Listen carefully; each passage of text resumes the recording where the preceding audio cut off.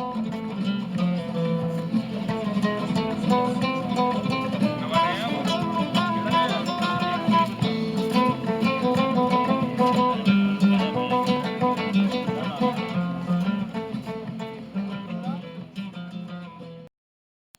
everyone, Professor Phil Travis here, and we're standing in front of one of the gatehouses of a major section of the Aurelian walls, which were built by the Emperor Aurelius in the 270s.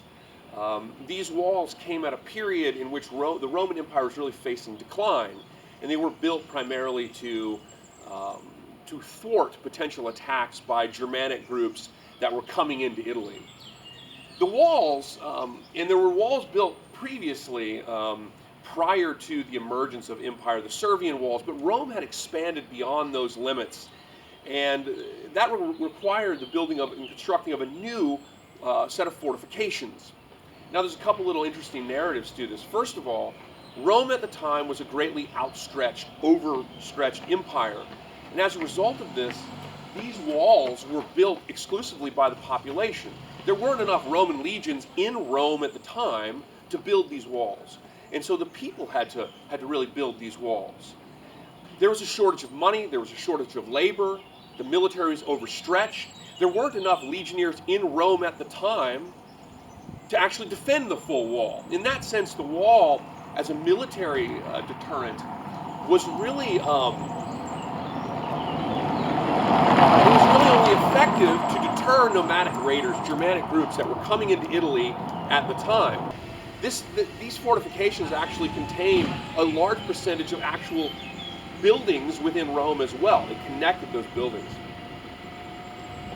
Now, so from a military standpoint, these were designed to, again, thwart, if you will, guerrilla-style attacks from Germanic tribes that were entering and attacking Italy that Rome was fighting against. Rome was a very overstretched empire at the time. They had a lack of resources in terms of the military to either build these or defend these. They were all out in the field, far flung.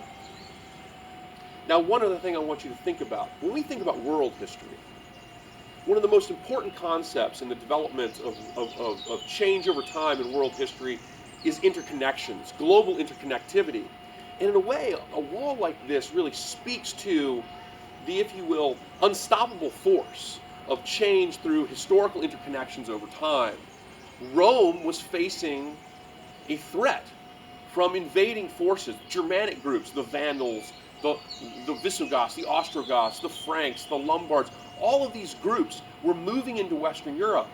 And in that respect, they ultimately threatened and eventually conquered and controlled what was Rome and created the basis for the emergence of what then became medieval Italy. And so in a way, these walls, the attempt of the Romans to keep those migrating peoples, those Germanic groups out of Rome, were in itself an example of what we would consider maybe the most important concept in world history in terms of world historical change, and that is the force of global interconnectivity. Interconnections in the world, people moving, diseases, war, technology, ideas.